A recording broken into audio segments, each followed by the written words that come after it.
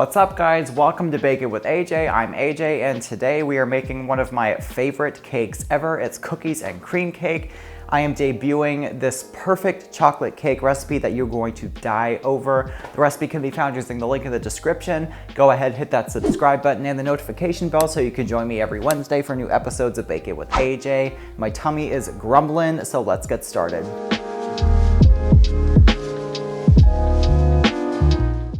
To start out, we're gonna mix together our dry ingredients, which consist of 2 2/3 cup or 346 grams of all-purpose flour, along with 1 cup or 100 grams of unsweetened cocoa powder, a tablespoon or 14.4 grams of baking soda, a half a teaspoon or 3 grams of salt, and 1/8 of a teaspoon or 0.3 grams of ground cinnamon. Just whisking all those together and setting aside. Now over to our stand mixer with the paddle attachment. I have 2 sticks, which is 16 tablespoons or 226 grams of unsalted butter that's softened to room temperature, with 3 cups or 660 grams of light brown sugar that is packed. We're gonna cream those together on a medium speed for about 3 minutes, and then add 4 large room temperature eggs, one at a time. Next, we're gonna go in with a tablespoon or 13 grams of vanilla extract, and then 1 1/3 cup or 320 grams of room temperature sour cream. Now we're going to alternately add our dry mixture with 1 1/3 cup or 319 grams of very hot water. Not quite boiling, but hot. I heated it in the microwave. I'm gonna start and end with the dry and do this in about 3 parts.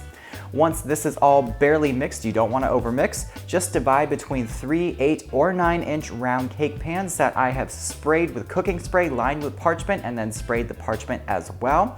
Once the batter is evenly divided, go ahead and give those pans some taps on the counter to release any air bubbles, and then into a 350 Fahrenheit or 176 Celsius oven these go for anywhere from 28 to 32 minutes, or until they spring back when lightly touched or a cake tester inserted in the center comes out clean. Let these cool in the pans for about 5 minutes. Transfer them to cooling racks for them to cool completely and peel off that parchment paper. Now for this frosting, I have 4 sticks or 2 cups or 452 grams of unsalted butter completely softened to room temperature that I'm creaming on a high speed for about 3 minutes until very light. Then we're going to add 1 1/2 cups or about 250 grams of crushed chocolate sandwich cookies, which was around 22 cookies. I just used a meat mallet. You can use a rolling pin or whatever you have to crush them into crumbs. Into the butter those go with a tablespoon or 13 grams of vanilla extract, mixing that on high speed for about another minute. Now we're gonna go in with 345 grams or 3 cups of confectioner sugar, a half a cup at a time, mixing in each half cup before adding the next. Now to assemble this cake, I have my lovely turntable here to make things easier. I have my first layer of cake down. I'm just spreading a nice layer of our buttercream on there, putting on the next layer and repeating this until all 3 layers have been used. Once you've got a nice smooth layer of frosting all over the exterior of this cake, if you'd like, you can pipe some details along the bottom. And now we're gonna make a chocolate ganache to go over the top, which is simply 5 ounces or 140 grams of dark chocolate that has been cut into chunks.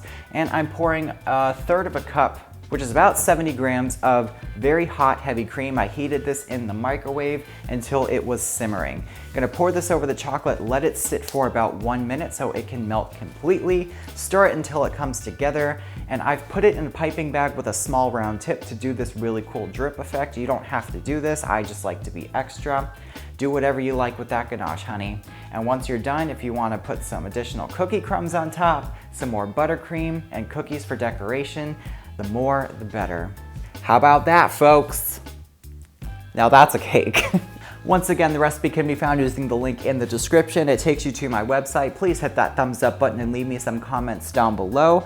And of course, hit that subscribe button with the notification bell. Thank you guys so much for joining me. I hope you have a great rest of your day, and I'll see you next time. I know I say this a lot, but there are no words to describe this. This really is a perfect chocolate cake recipe. Like even in the fridge, it is like fudgy and dense and chocolatey. This is, oh, honey. Oh, I need a moment.